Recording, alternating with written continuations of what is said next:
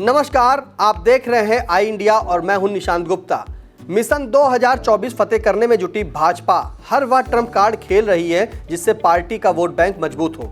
कई अन्य घोषणाओं और योजनाओं के बीच लोकसभा चुनाव से पहले बीजेपी एक बार फिर से यूनिफॉर्म सिविल कोड यानी कि समान नागरिक संहिता के मुद्दे को भी जिंदा करना चाहती है। फिलहाल इसके संकेत भाजपा शासित प्रदेश उत्तराखंड से सामने आए हैं।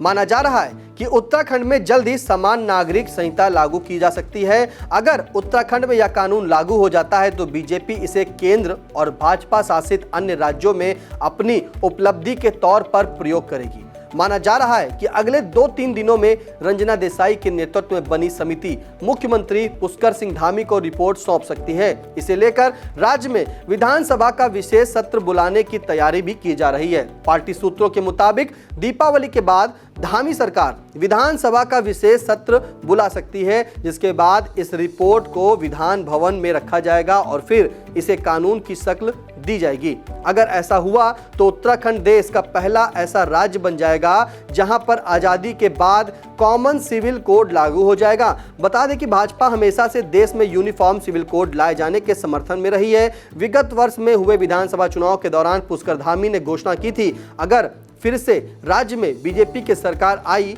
तो राज्य में यूनिफॉर्म सिविल कोड लागू करेंगे।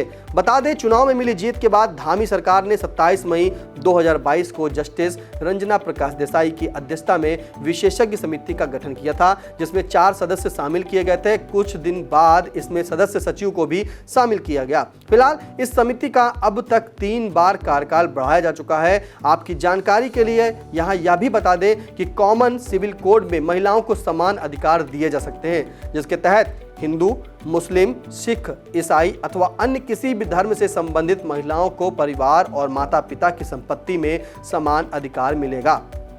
समान नागरिक संहिता लागू होने के बाद भारत में रहने वाले के लिए एक समान कानून होगा, फिर वह चाहे किसी भी धर्म या समुदाय का क्यों ना हो। बताते चले कि देश में मुस्लिम, ईसाई और पारसी का पर्सनल लॉ लागू है।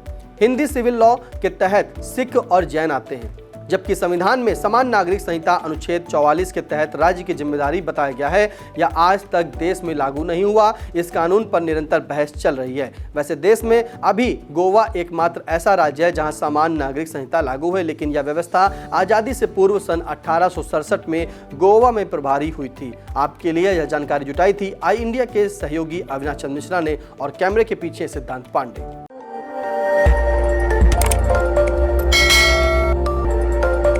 खबर आपकी, नजर हमारी। देखते रहिए आई इंडिया।